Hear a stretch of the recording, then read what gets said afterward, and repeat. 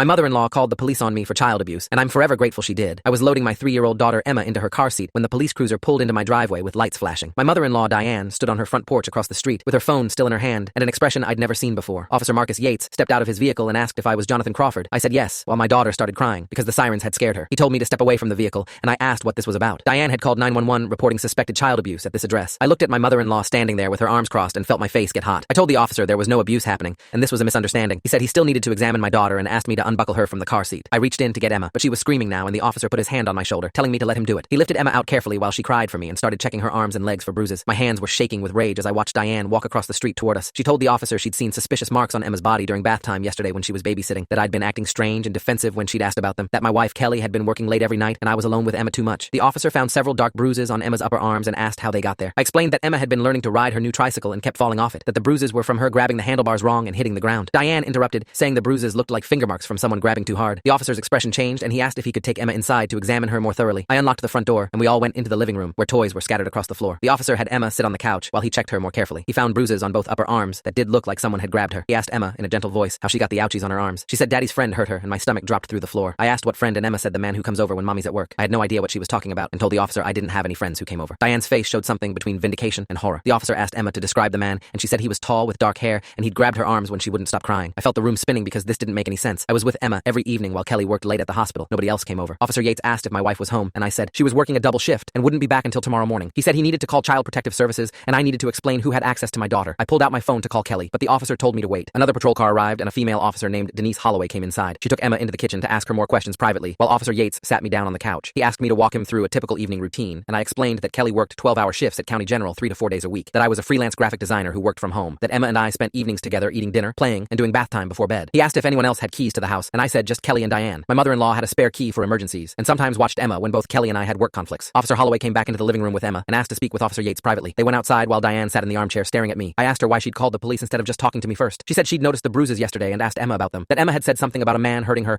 and Diane had been worried sick all night, that she'd tried calling me this morning but I didn't answer because I'd been in the shower. She'd seen me loading Emma into the car and thought I might be trying to leave town. I told her that was insane. We were just going to the park. She asked why I wasn't more concerned about Emma saying a man hurt her. I said I was extremely concerned, but there was no man coming to our house. The officers came back inside, and Officer Yates said they needed me to come to the station to give a formal statement, that Emma would be taken to the hospital for a full examination and placed in temporary protective custody until this was sorted out. I started arguing that they couldn't take my daughter, and Officer Holloway said they absolutely could, based on Emma's statement and the physical evidence. Diane offered to go to the hospital with Emma, and the officers agreed. I watched them load my crying daughter into the patrol car, while I stood in my driveway feeling completely helpless. Officer Yates drove me to the police station in silence. At the station, they put me in an interview room with a camera in the corner and told me to wait. I sat there for 45 minutes before a detective named Laura Pierce came in with a file folder. That's when things took a turn I never expected. Full story is linked below or on my channel.